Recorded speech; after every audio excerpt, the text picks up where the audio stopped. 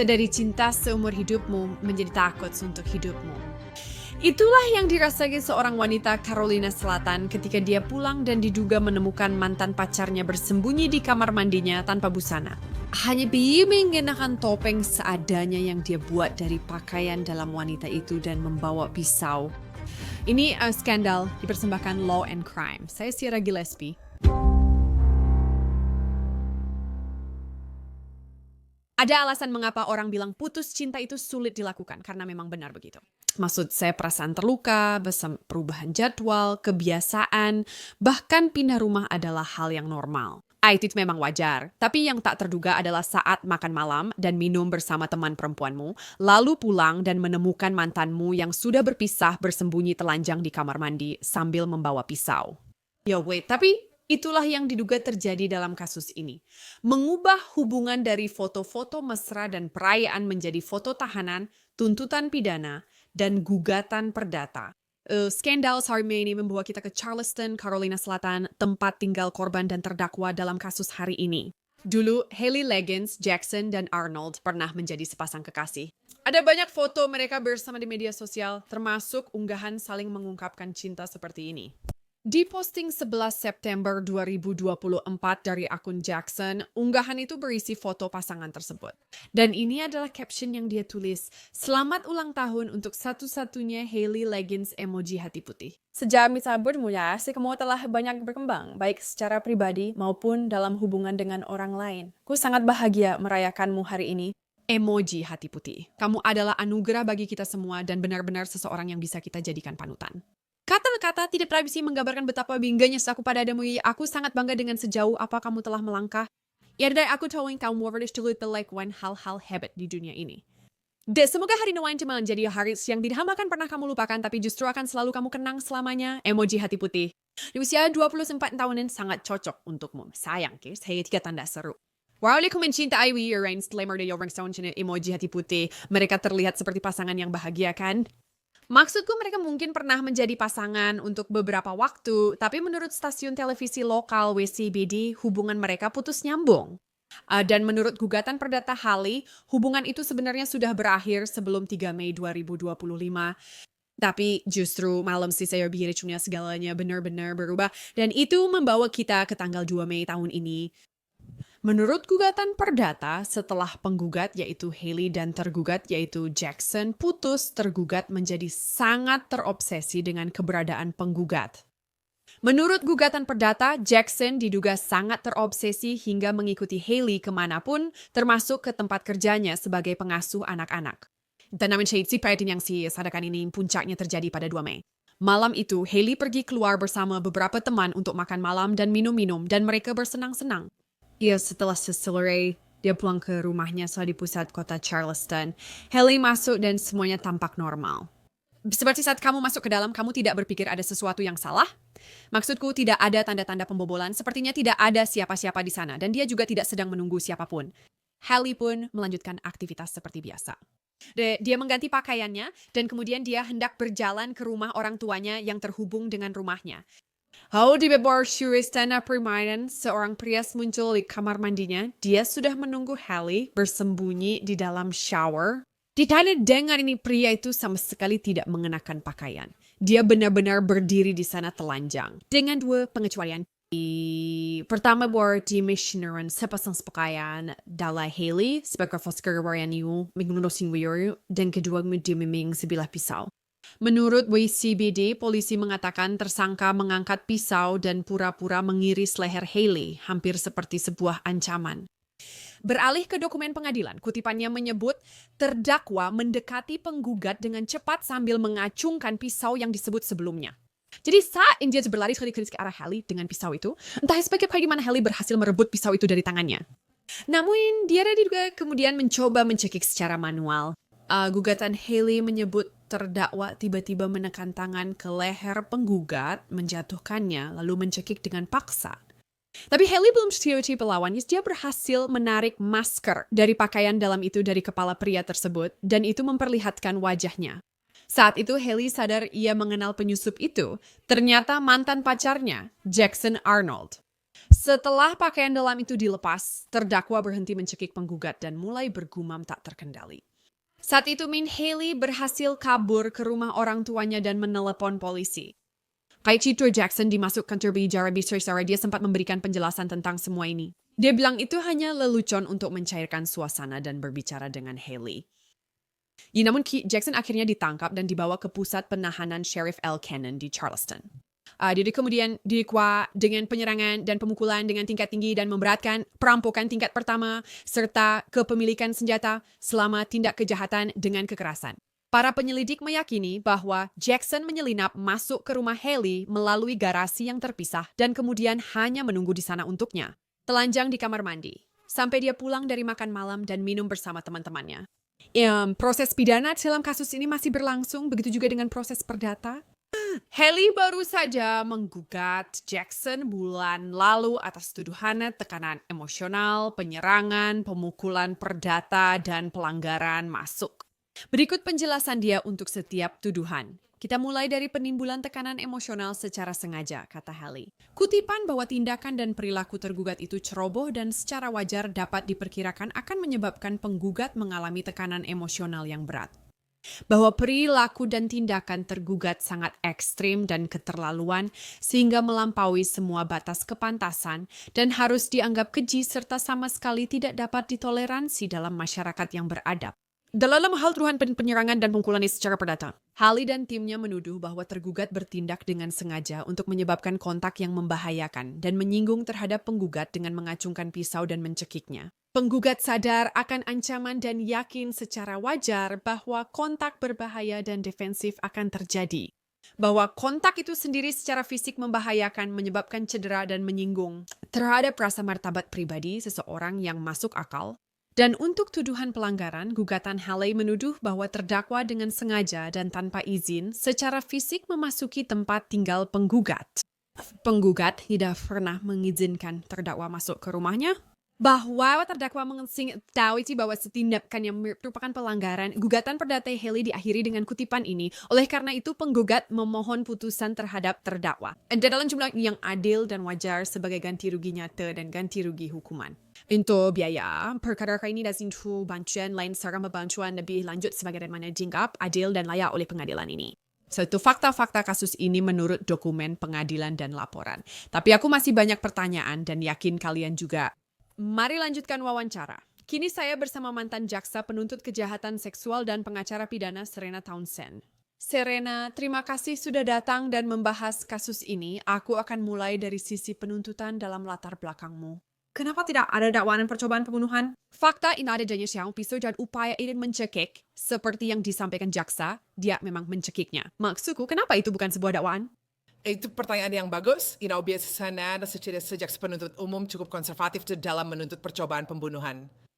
Biasanya itu terjadi pada kasus-kasus di mana ada cedera fisik, seperti cedera fisik yang cukup parah. Seringkali jika seseorang tertembak namun untungnya tidak meninggal atau mereka hampir saja terbunuh.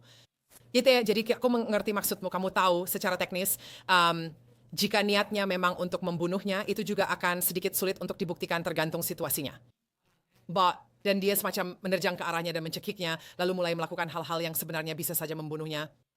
Itu pertanyaan yang valid. Tapi biasanya, tuduhan dengan tingkat seperti itu hanya diberikan untuk kasus di mana seseorang benar-benar terluka cukup parah.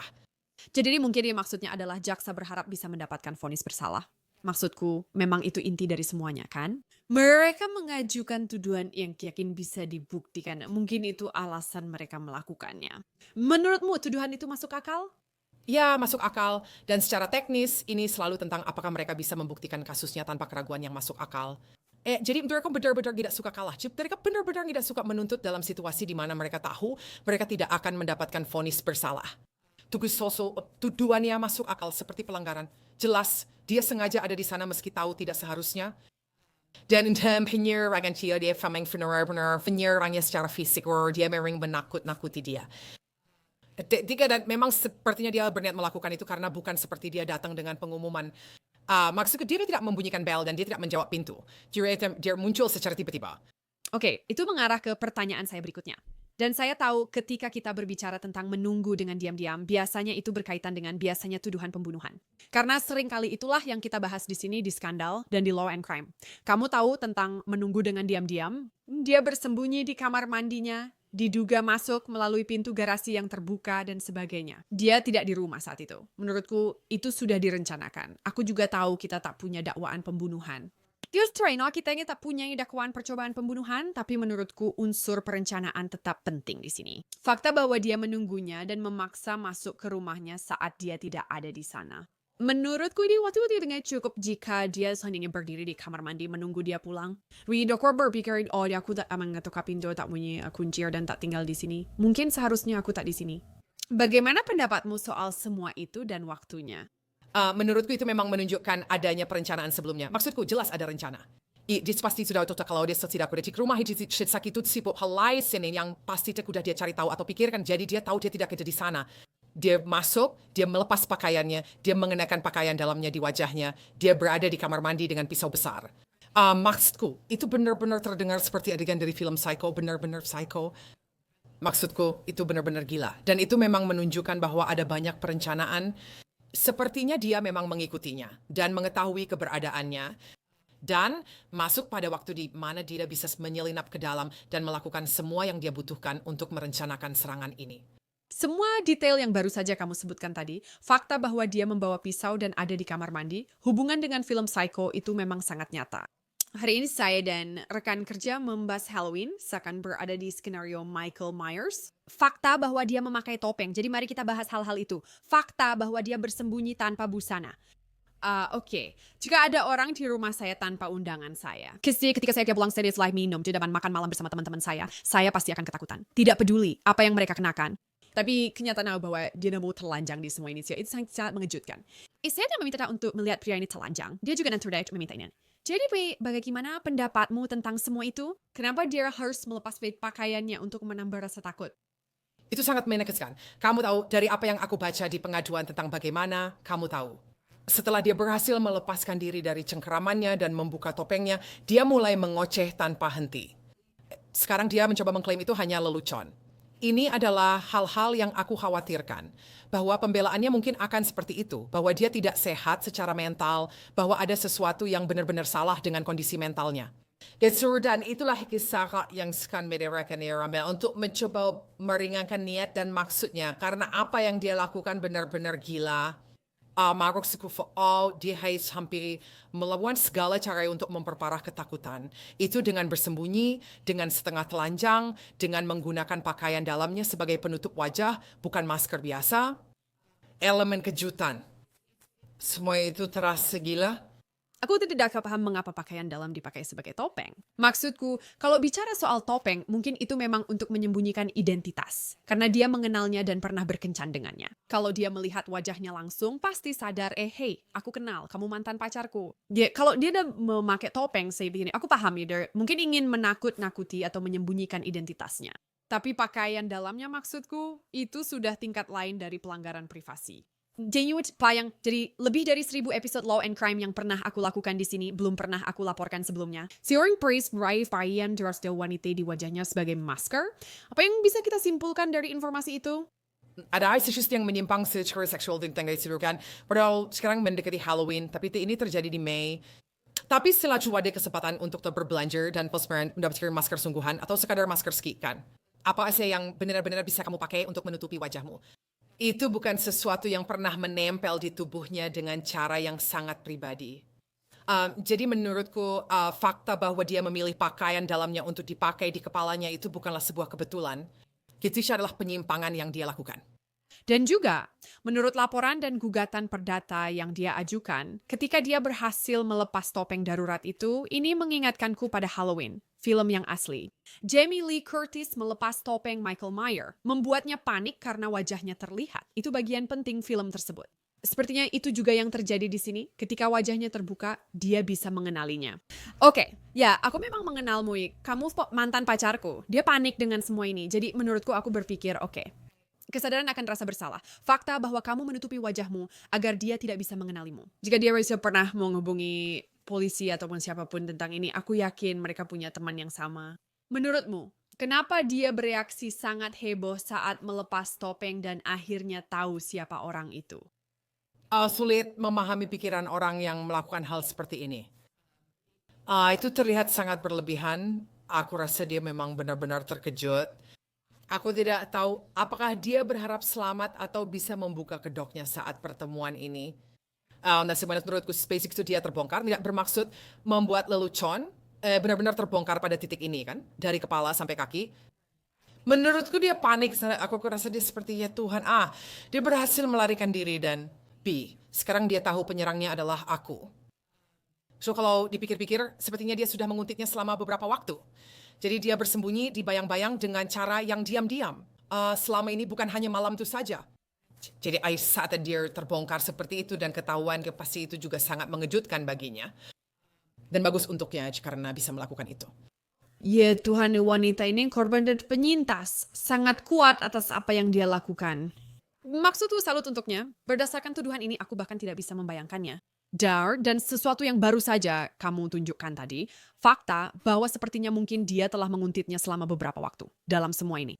Nah, dari ini yang ingin aku bahas denganmu tentang masa lalumu sebagai jaksa penuntut kasus kejahatan seksual. Maksudku, apakah itu adalah titik paling berbahaya dalam sebuah hubungan bagi seorang perempuan atau laki-laki sebenarnya? Jika Expedited Borex keluar dari hubungan yang mungkin ada kekerasan atau hal semacam itu, apakah itu bisa menjadi salah satu masa yang paling berbahaya? Menurutku, nah itu pola yang kadang kita lihat. Tentu saja, salah satu hal yang paling membuatku frustrasi saat aku menjadi jaksa adalah kurangnya kekuatanku untuk melindungi perempuan dengan cara seperti itu. Saya sering duduk bersama perempuan yang diserang pasangannya atau diam-diam diikuti. Yang bisa kulakukan hanya memberitahu mereka, lihat, setelah kamu mulai penuntutan ini, kamu akan menerima surat perintah perlindungan. Hampir terasa lucu karena mereka seperti, oke, Mi, aku punya kertas ini yang jika mereka langgar bisa kena kejahatan tambahan. Tapi aku mungkin sudah mati. Maksudku, siapa yang peduli soal itu? Dan itu sangat mengecewakan bahwa ada kurangnya kemampuan untuk melindungi perempuan dengan cara seperti ini, bahkan sebagai penegak hukum. Ketika kamu punya penguntit yang sangat termotivasi seperti pria ini, Ini sangat menakutkan. Tingkat ketakutan yang dialami para perempuan dan juga laki-laki, saya tidak akan bilang ini hanya terjadi pada perempuan. Tapi biasanya kita sering berlihat ini terjadi pada perempuan yang memiliki hubungan dengan seorang pria. Membawa di ke level berikutnya dengan melakukan penguntitan dan sejenisnya. Sekarang aku bertanya-tanya, kita memiliki beberapa dakwaan dari semua yang dia sampaikan. Kayak dia di rumahku bawa pisau dan sebagainya seperti yang sudah dibahas. Tapi apakah jaksa akan bekerja sama dengan penyidik untuk kembali dan melihat hubungan mereka, maksudku pesan-pesan teks mereka, untuk mengecek apakah mereka punya camera ring. Dan dia sudah beberapa kali melewati rumahnya sebelumnya, semacam mengamati situasi dan melihat, kamu tahu, jam berapa dia pulang, jadwalnya, dan sebagainya. Apakah hal seperti itu penting bagi jaksa? Tentu saja, dan saya berharap jaksa akan bekerja sama dengan polisi untuk mencoba menelusuri kembali. Salah satu alasan mengapa itu sangat penting adalah untuk membuktikan niatnya benar. Sekali lagi, jika dia akan mengklaim bahwa dia hanya kehilangan akal sehatnya malam itu dan dia sedang tidak waras. Dia benar-benar tak paham kejahatan yang dilakukannya terkait kesehatan mentalnya. Yuk kan sangat kuat jika bisa mengatakan bahwa itu tidak benar. Karena kami melihatmu di kamera cincin miliknya, seperti yang kamu katakan, atau mengiriminya pesan, atau mencari sesuatu di Google. Nah, penting bagaimana saya lakukan jenis kejahatan ini. Selama berhari-hari sama berminggu-minggu dan berbulan-bulan sebelum kejahatan ini terjadi. Itu akan forbidden rights with step for upper yang kami sebut sebagai mens rea. Adapun niat mereka untuk melakukan shire ini. Saya benar-benar berharap mereka menyelidiki lebih dalam tentang hal ini karena satu insiden itu, satu malam itu, rasanya tidak seperti kejadian yang terisolasi. Dia mungkin tidak tahu hal lain yang dia lakukan padanya atau meneliti tentang dirinya, tapi akan baik jika mereka tahu. Tidak, menurut saya sepertinya memang ada niat, ada mens rea. Ada semacam berencana personal karena dia tidak mengetuk pintu atau menekan bel pintu. Sepertinya dia tahu bahwa dia sedang keluar minum dan makan malam bersama teman-temannya. Jadi dia tahu, oke, seharusnya tidak ada siapa-siapa di rumah. Aku seharusnya bisa masuk ke kamar mandi ini, pikirnya. Ia pernah menyelinap sebelumnya. Ontangin itulah Pak yang aku ispain. Seseorang yang agak menyeramkan berjalan ke kamar mandi lalu bersembunyi di sana. Dan itu sangat menakutkan. Salah satu hal lain yang juga dituduhkan dalam semua ini adalah bahwa dia membawa pisau besar bersamanya dan dia meletakkan pisau itu di lehernya. Maksudku, dia sebenarnya tidak benar-benar melukainya, tapi gerakannya seperti menggoreskan pisau di leher, seperti gerakan jari melintasi tenggorokan. Kamu udah tahu, guys, party yang paling sering kamu lihat di film horor di mana orang melakukan gerakan mengancam seperti aku akan menggorok lehermu, aku akan memotong lehermu, aku akan menyayat lehermu. Maksudku, apakah ini menjadi faktor yang memberatkan dalam semua ini menambah kurasa intensitas dari dugaan kejahatan ini? Tentu saja. Jadi terutama untuk gugatan perdata, maksudku dia mengklaim bahwa dia, kamu tahu, sangat terguncang secara emosional dan trauma karena hal ini. Jadi semua tindakan kecil yang saling menumpuk selama insiden ini adalah cara baginya untuk menjelaskan mengapa dia menimbulkan rasa takut yang begitu besar padanya. Untuk penuntutan pidana itu tergantung niat, dia akan mengklaim, itu tuh memang gue terdengar seperti lelucon gitu, tapi meyakinkan juri atau hakim bahwa itu hanya lelucon sangat sulit.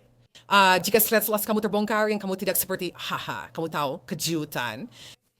Baliknya, yang kamu justru mencekiknya, tahu, jadi itu sama sekali tidak membantu.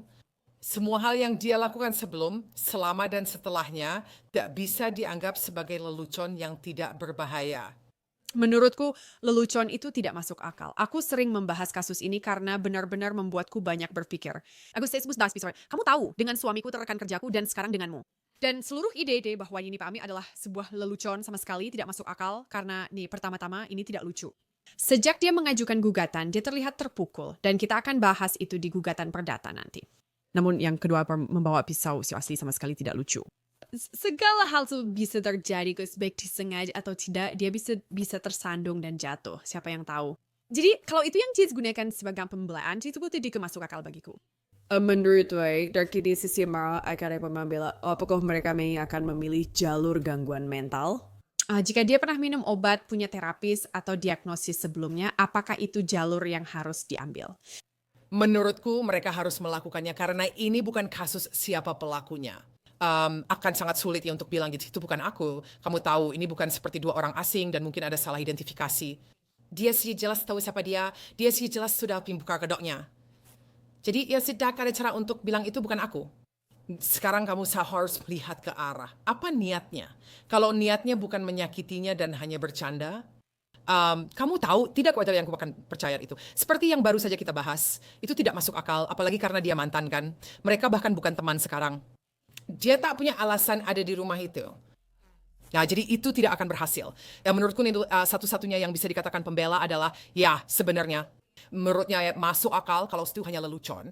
Menurutnya, itu bukan masalah dan merugikan siapapun. Karena cara berpikirnya berbeda dengan kita, dia memiliki gangguan mental.